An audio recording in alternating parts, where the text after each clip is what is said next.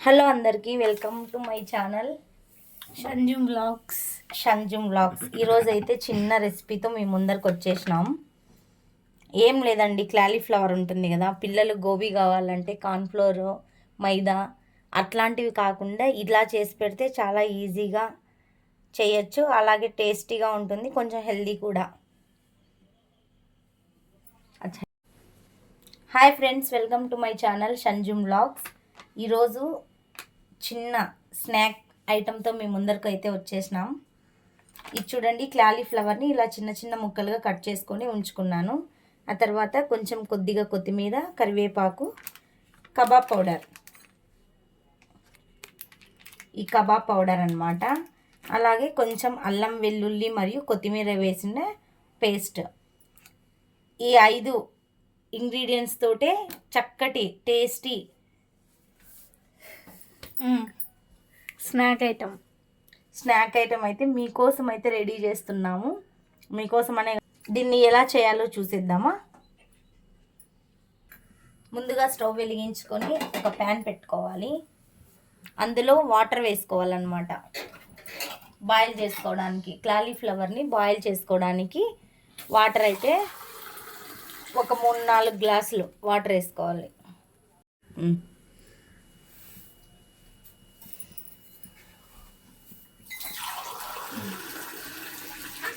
బాగా వేడి చేసుకోవాలా.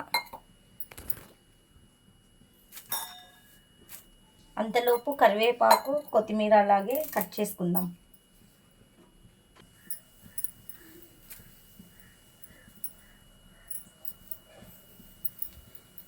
వాటర్ బాగా మరుగుతున్నప్పుడు ఇలా మరుగుతున్న నీళ్ళల్లో క్లాలీఫ్లవర్ని అయితే ఇలా వేసుకోవాలి.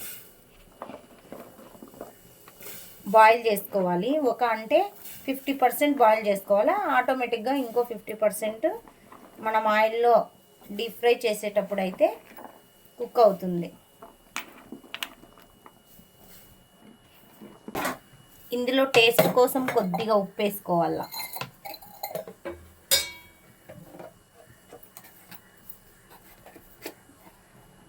అలాగే కొద్దిగా పసుపు.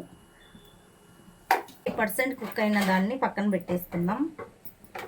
ఆయిల్ వేడి చేసుకుందాం డీప్ ఫ్రై కోసం. ఆయిల్ వేసుకోవాల.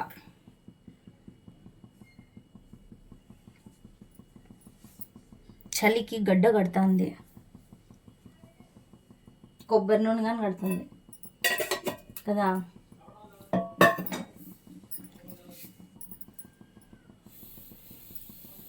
ఆయిల్ వేడెక్కే వరకు ఇది చూడండి, ఇలా డ్రైగా వాటర్ లేకోకుండా అంతా వడగొట్టేసుకున్నాను. ఇప్పుడు దీనికి మసాలా అనేది కలపాల. చూద్దాం. దాన్ని క్లాలీఫ్లవర్స్, ఇట్లా డ్రై అయిన క్లాలీఫ్లవర్ని వేసుకోవాలి. బాగా మిక్స్ చేసుకున్నాను. ఇప్పుడు కొద్దిగా అల్లం వెల్లుల్లి మరియు కొత్తిమీర పేస్ట్. ఆ తర్వాత కబాబ్ పౌడర్. సింపుల్ అండి. కబాబ్ పౌడర్ కానీ ఎలా చేసుకోవాలో ఒకసారి ఇంకో రెసిపీ చేసి చూపిస్తా. ఇప్పుడు టైం లేదు కాబట్టి ఈజీగా టేస్టీగా కావాలంటే యాదో ఒకటి ప్రస్తుతానికి తినేదానికి.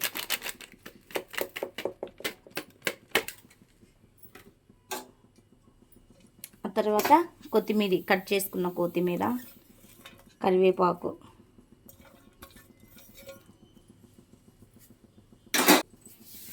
కొద్దిగా సాల్ట్,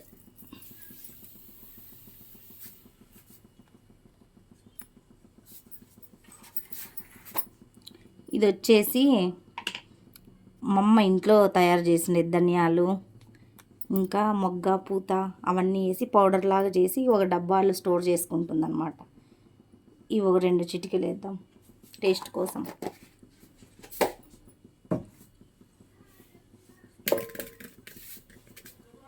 ఆ తర్వాత కొద్దిగా కారం పొడి. ఇప్పుడు మిక్సింగ్ బాగా మిక్స్ చేయాలి. ఆయిల్ కాదు, వాటర్ యాడ్ చేయకూడదు. ఎందుకంటే ఆల్రెడీ మనం ఇది బాయిల్ చేసినాం కాబట్టి ఆటోమేటిక్గా ఇది అనేది మనకు పట్టేస్తుంది. చూడండి, ఆయిల్ చేసుకోకుండా నీళ్ళు వేయకుండా చూసారా మసాలా కానీ బాగా పట్టింది చూడండి. ఇప్పుడు దీన్ని ఆయిల్లో డీప్ ఫ్రై చేసుకోవాలి.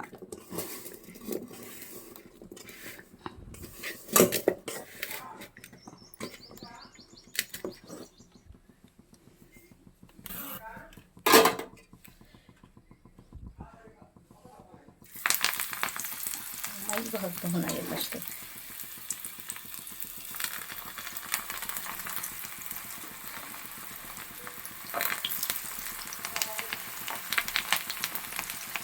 వస్తున్నది నాకు కెమెరాకి ఎఫెక్ట్.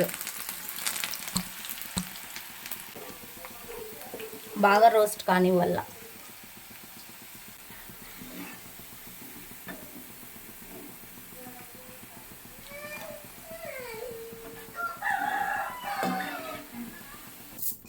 కొంతమంది అస్సలు కరివేపాకు. ఆ వీడియోస్ కనుక మీకు నచ్చినట్లయితే please do like, share and subscribe. Bye.